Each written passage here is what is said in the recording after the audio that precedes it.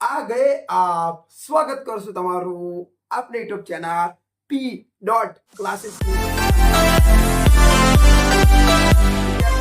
પરીક્ષા આવી ગઈ છે અને તમે દરેકે દરેક વિદ્યાર્થી દેશ ધનાધન જબરદસ્ત રીતે તૈયારી કરી રહ્યા છો અને આજે મહાશિવરાત્રીના શુભ પ્રસંગ પર આજે હું ભોલેનાથને તમારા માટે 100% પ્રાર્થના કરીશ કે દરેકે દરેક વિદ્યાર્થી આ વખત પરીક્ષા આપવાના છે તેમને દરેકે દરેક પેપર સારી રીતે જાય અને દરેકે દરેક વિદ્યાર્થીને એમનું ધારેલું પરિણામ 100% મળે. વિદ્યાર્થીઓ, આજે વિડીયોની અંદર હું તમને એક એવી વસ્તુ આપીશ જેથી તમારું જે પરિણામ કદાચ સારું આવવાનું હતું એનાથી પણ સારું આવશે. યસ વિદ્યાર્થીઓ, માર્ચ 2025 ધોરણ 10 50 IMP વિકલ્પો વિજ્ઞાન. યસ વિદ્યાર્થી, તમને ખબર જ છે કે વિજ્ઞાનની અંદર વિકલ્પો પણ પૂછવામાં આવે છે.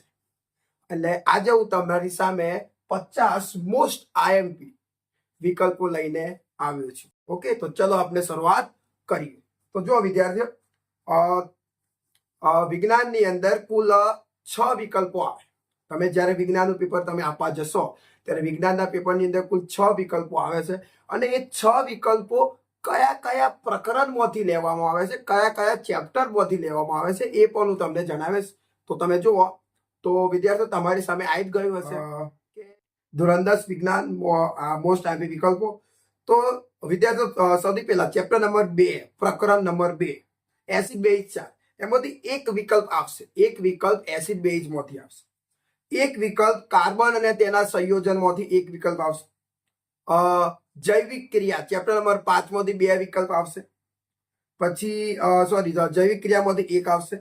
પછી ચેપ્ટર 9 પ્રકાશનું પરાવર્તન અને વક્રીભવન જે ચેપ્ટર છે એમાંથી 2 વિકલ્પો આવશે. અને ચેપ્ટર 11 વિદ્યુત એ ચેપ્ટરમાંથી એક વિકલ્પ આવશે. ઓકે, તો જુઓ ચેપ્ટર 2 માંથી 1, 4 માંથી 1, 5 માંથી 1, 9 માંથી 2 અને 11 માંથી 1. એ રીતે કેટલા ટોટલ 6 વિકલ્પો આવશે. તો આજે હું તમને આ ચેપ્ટર વાઇઝ દરેકે દરેક ચેપ્ટરમાંથી મોસ્ટ IMP 10 વિકલ્પો આપું છું. યસ, 10. આ ચેપ્ટરના 10, આ ચેપ્ટરમાંથી 10, આ ચેપ્ટરમાંથી 10, એમ ટોટલ 50. 5 ચેપ્ટર છે તો 5 ચેપ્ટરમાંથી 10 કાઢીએ તો 50 IMP MCQ તમારી સામે લઈને આવ્યો છું. તો સૌથી પહેલા આપણે લઈએ પ્રકરણ 2 એસિડ બેઝ અને ક્ષાર. તમે એમાં જુઓ તો પહેલો MCQ છે એની તમારી સામે જવાબ પણ આવતો હશે. નીચેના પૈકી કયું દ્રાવણ વધુ બેઝિક છે? તો pH 11.5. બીજો MCQ છે કે દાંતનું બહારનું પડ શાનું બનેલું છે? જે દાંત હોય એનું બહારનું જે પડ હોય શાનું બનેલું હોય? તો એને જવાબ આવશે કેલ્શિયમ ફોસ્ફેટનું બનેલું હોય છે. 3 નીચેના પૈકી કઈ જોડ યોગ્ય નથી? એક જોડ યોગ્ય નથી એનો તમારે જવાબ આપવાનો છે. તો ટામેટાની અંદર ટાર્ટિક એસિડ ના હોય, આ ખોટું છે એટલે જવાબ D આવશે. ચોથો, જો જલીય દ્રાવણ A, B, C અને D ની pH અનુક્રમે 1.2, 2.5, 2.1 અને 3.0 હોય તો એસિડિક માંથી કયો ક્રમ થશે? તો C તમે જો સૌથી પહેલા D આવે, પછી B આવે, પછી C આવે અને પછી A આવે. એટલે કે સૌથી પહેલા 3.0, પછી 3.3 પહેલા સૌથી પહેલા 3.0, પછી 2.5, પછી 2.1 અને લાસ્ટમાં આવે 1.9. ઓકે, 5 નંબર, કયું દ્રાવણ તટસ્થ સ્વભાવ ધરાવે છે? તટસ્થ સ્વભાવ કયું દ્રાવણ ધરાવે છે? તો મીઠાનું જલીય દ્રાવણ છે તટસ્થ સ્વભાવ ધરાવે છે. આગળ તમે દેખો, કયા ક્ષારના જલીય દ્રાવણની pH 7 હોય છે? તો KNO3 ની 7 હોય છે. ઓકે, દાંતનું શ્રણય ક્યારે થાય છે? આ એક IMP છે કે જ્યારે મોંના અંદરના ભાગની pH 5.5 કરતા ઓછી થાય ત્યારે દાંતનું શ્રણય થાય છે. દાંત ખવાઈ જાય છે, સમજી લેજો. 7 નંબર, જલીય દ્રાવણમાં ભૂલ લિટમસ નાખતા લાલ બને તો આ દ્રાવણનું pH નું મૂલ્ય કેટલું હોય? તો 0 થી 7. એસિડ 7 થી ઉપર જતા રહે એટલે એસિડ ને ઉપર જાય તો બેઝ, એટલે 7 થી નીચે આવે ને. ઓકે, 0 થી 7 ની વચ્ચે છે. ઓકે, ચલો આગળ દેખો. NH4Cl ના જલીય દ્રાવણની pH કેટલી હશે? તો NH4 જલીય દ્રાવણ Cl એટલે NaCl એટલે કે એ હશે તો 7 થી કેવી હશે? ડેશ ડેમ છે એટલે C જવાબ આવશે. 9 નંબર, નીચેના પૈકી કયા 7 થી ઉપરની વાત કરીએ, નીચેના પૈકી કયા ક્ષારની જલીય દ્રાવણમાં pH OH નું આયનનું પ્રમાણ વધારે હોય છે? તો Cr3COONA માં વધારે હોય છે. ઓકે, 10 નંબર, નીચેના પૈકી કયો પદાર્થ મંદ એસિડ સાથે પ્રક્રિયા કરી કાર્બન ડાયોક્સાઇડ આપતો નથી? તો ચૂનો છે એ આપતો નથી.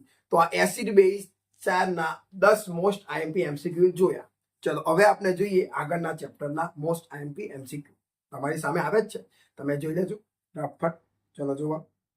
સૌથી પહેલા ઇથેન અણુનું આણ્વિય સૂત્ર C2H9 છે. તો તેમાં શું હોય? તો 7 સહસંયોજક બંધ હોય છે. ઓકે, ચલો આગળ.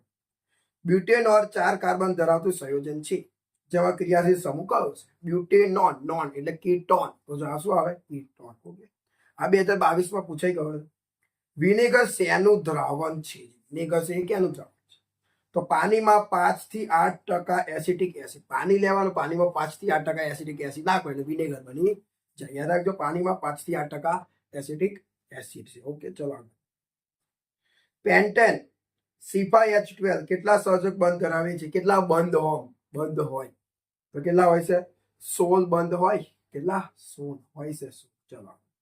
કાર્બોજિક એસિડ નો કયો ક્રિયાશીલ સમૂહ ધરાવે છે? તો કાર્બોજિક એસિડ શું આવે? COOH. આલ્કોહોલ એટલે OH. કીટોન એટલે CHO. કીટોન એટલે CO. આલ્ડિહાઇડ એટલે CHO.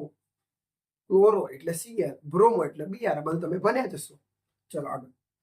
ઓલ પ્રત્યે કયા સમૂહ માટે નામકરણમાં જોડવામાં આવે છે? તો આલ્કોહોલ. ઓલ. મિથેનોલ. નોલ એટલે ઓલ. ઇથેનોલ. ઓલ એટલે આલ્કોહોલમાં આવે. એટલે કે જવાબ શું આવે? OH. ઓકે, ચાલો. નીચેના પૈકી કયા ક્રિયાશીલ સમૂહનું સંયોજન ઓછામાં ઓછા 3 કાર્બન પરમાણુ ધરાવતું હશે? 3 હોય તો કીટોનની શરૂઆત 3 કાર્બનથી જ થાય. 2 કાર્બનથી ના થાય, 1 કાર્બનથી ના થાય, 3 થી જ થાય. તો જવાબ શું આવે? કીટોન. બંધ C ડબલ બંધ O. ઓકે, ચાલો આગળ. આલ્કોહોલ અને કાર્બોજિક એસિડની સાંદ્ર H2SO4 ની હાજરીમાં થતી પ્રક્રિયા નીચેનામાંથી કઈ છે? તો એસ્ટરીકરણ. મિથેનોલનું રિએક્શન કરતા કયો પદાર્થ બને છે? તો શું બને છે? ઇથેનોલ. નીચેનામાંથી કયું અસંતૃપ્ત છે? અસંતૃપ્ત. તો આલ્કિન ને આલ્કાઇન હોય. આલ્કેન એ સંતૃપ્તમાં આવે. કાર્બન કાર્બન વચ્ચે 1 બંધ. આલ્કિનમાં કાર્બન કાર્બન વચ્ચે 2 બંધ. આલ્કાઇનમાં કાર્બન કાર્બન વચ્ચે 3 બંધ. તો આલ્કેન કાર્બન કાર્બન વચ્ચે હોય તો એને સંતૃપ્ત કહેવાય. કાર્બન કાર્બન વચ્ચે 2 બંધ હોય. આલ્કિન કાર્બન કાર્બન વચ્ચે 3 હોય. આલ્કાઇન એને કહેવાય અસંતૃપ્ત. તો જુઓ, પ્રોપેન તો આવે ને, પ્રોપેન તો આલ્કેનમાં આવે એટલે તો એ સંતૃપ્ત થઈ જાય.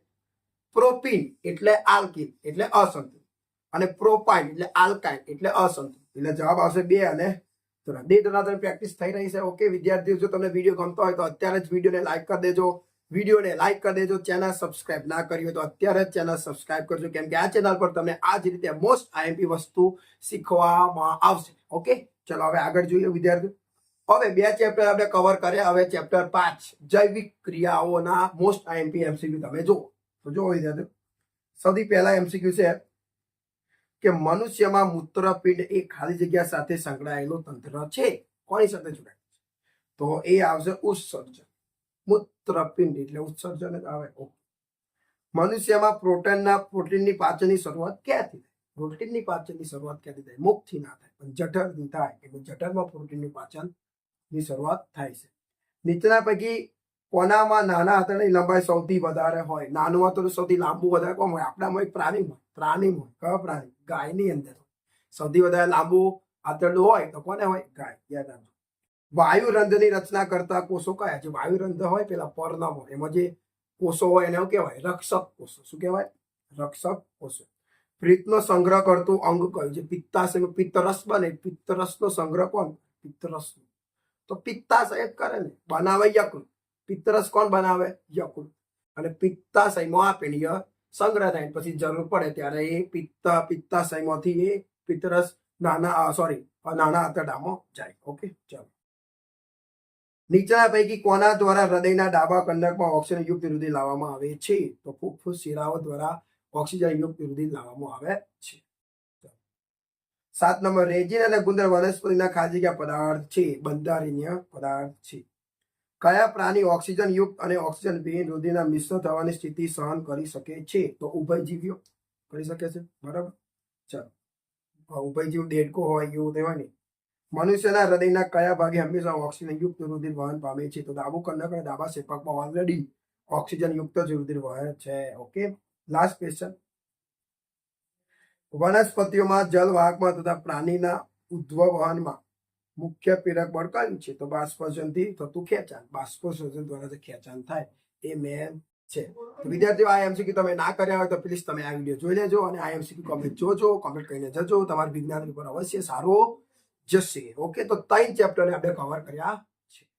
હવે વિદ્યાર્થીઓ, હવે આપણે આગળના ચેપ્ટરની વાત કરીએ. હવે આ ચેપ્ટરના એમસીક્યુ ખાસ જોઈ લેજો. એનું કારણ કેમ કે આ ચેપ્ટરમાંથી તમારી સામે 2 વિકલ્પ આવશે. કેટલા વિકલ્પ આવશે? 2. તો ચલો જોઈએ.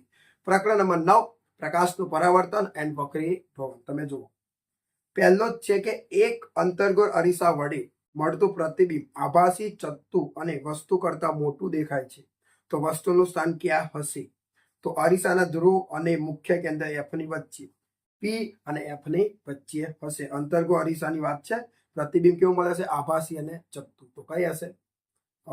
કઈ મળશે? તો ધ્રુવ P અને મુખ્ય કેન્દ્ર F ની વચ્ચે. ઓકે, ચલો બીજું જુઓ.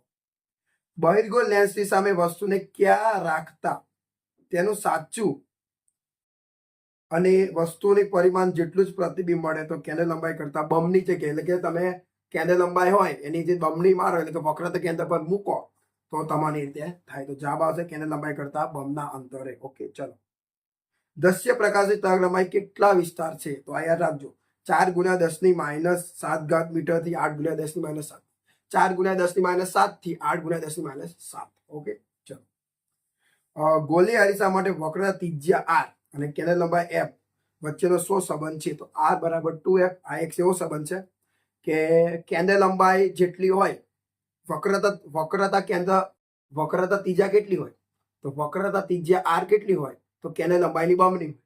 જો કેન્દ્ર લંબાઈ 20 છે તો વક્ર ત્રિજ્યા, એટલે કે જો કેન્દ્ર લંબાઈ F 20 હોય ને તો વક્ર ત્રિજ્યા R કેટલી થઈ જાય? 40. જો કેન્દ્ર લંબાઈ 30 હોય ને તો વક્ર ત્રિજ્યા R થઈ જાય 60. આ રીતે એનું ડબલ હોય છે. ઓકે, તમે યાદ હશે. 5 નંબર, વક્રતા કેન્દ્ર C માંથી પસાર થતું પ્રકાશનું કિરણ અંતર્ગોળ અરીસા પરથી પરાવર્તન પામી કયા બિંદુમાંથી પસાર થશે? તો વક્રતા કેન્દ્ર પર મૂકેલું હોય ને અંતર્ગોળ તો જ મળે ને, તો વક્રતા કેન્દ્ર પરથી જ પસાર થશે. ઓકે, સમતલ અરીસાની મોટમને મૂલ્ય હંમેશા ખાલી જગ્યા હોય છે તો કેટલું હોય છે? 1 જ હોય છે. યાદ રાખજો, આ એમસીક્યુ કહેવાય, મોસ્ટ આઈએમપી. સમતલ અરીસાની કેન્દ્ર લંબાઈ ખાલી જગ્યા હોય. સમતલ અરીસાની કેન્દ્ર લંબાઈ કેટલી હોય? તો અનંત હોય. એકદમ જેટલો હોય એવો હોય. અરીસો કેવો હોય એના પર ડિપેન્ડ કરે છે. અનંત. બહિર્ગોળ લેન્સનો પાવર 5 + 5.D ડાયોપ્ટર હોય તો તેની કેન્દ્ર લંબાઈ કેટલી હોય? તો તમને એ દાખલો પણ જવાબ આપેલો સોલ્યુશન કરીને કે P = 1/F, F = 1/P, F = 1/5. તો જવાબ આવશે 0.5 મીટર. તો એનો કરી સેન્ટીમીટર તો કેટલા થાય? +20 સેન્ટીમીટર. તો જવાબ આવશે +20 સેન્ટીમીટર. આ રીતે તમે કોઈ પણ બીજો દાખલો પણ ગણી શકો છો. ચલો. ગોલી અરીસાની વક્રતાકાર ધારના વ્યાસને શું કહે છે? અરીસાની હોય તો દર્પણમુખ કહેવાય, અને અરીસો હોય ને તો દર્પણમુખ, અને જો લેન્સ હોય તો એને કહેવાય લેન્સમુખ. બરાબર? ઓકે, દર્પણમુખ અને લેન્સ. 10 નંબર, કોઈ પણ માધ્યમનો નિરપેક્ષ વક્રીભાવના હંમેશા ખાલી જગ્યા હોય છે તો એ કરતા નાનો હોય છે. ઓકે, તો આ તમારા ચેપ્ટર 9 ના મોસ્ટ આઈમ્પી થાય. હવે ચેપ્ટર લાસ્ટ, વિદ્યુત. આ ચેપ્ટરમાંથી તમને એમસીક્યુ પૂછવામાં આવશે. અહીંયા તમને દાખલો પણ પૂછી શકાય અથવા તો ડાયરેક્ટ કોઈ વિકલ્પ પણ આવી શકે છે, એટલે જોઈ લેજો. ચલો જુઓ. પહેલો એમસીક્યુ છે કે વિદ્યુત ભારનો એસઆઈ એકમ ખાલી જગ્યા છે. વિદ્યુત ભારનો કુલમ, વિદ્યુત પ્રવાહનો એમ્પિયર, વિદ્યુત સ્થિતિમાનનો તફાવતનો વોલ્ટ. બરાબર? ઓહમનો શું? એટલે કે અવરોધનો એસઆઈ એકમ શું? ઓમેગા. ઓકે, ચલો જોઈએ. નીચેનામાંથી કયા દ્રવ્યમાં આપેલ કદમાં મુક્ત ઇલેક્ટ્રોનની રચના વધુ હોય છે? મુક્ત ઇલેક્ટ્રોનની સંખ્યા વધુ હોય છે તો તાંબાની અંદર સૌથી વધારે હોય મુક્ત ઇલેક્ટ્રોન. વિદ્યુત પ્રવાહનું સૂત્ર શું થાય? તો I = Q/T. I = Q/T. Okay, યાદ રાખજો સૂત્ર છે. દાખલાની અંદર પણ કામ લાગશે. એક વિદ્યુત ઉપકરણમાંથી 4.8 A વિદ્યુત પ્રવાહ વહે તો તેમાંથી 1 સેકન્ડમાં પસાર ઇલેક્ટ્રોનની સંખ્યા. દાખલો છે, આ દાખલો ગણવો પડે.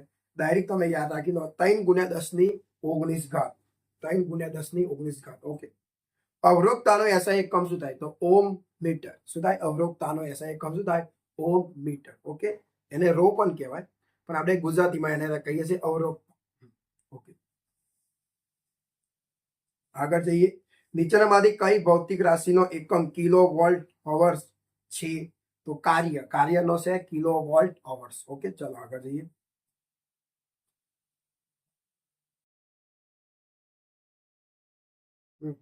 એક એમ્પિયર બરાબર ખાલી જગ્યા મિલી એમ્પિયર. તો આમાં જવાબ હશે 10⁻³ ઘાત.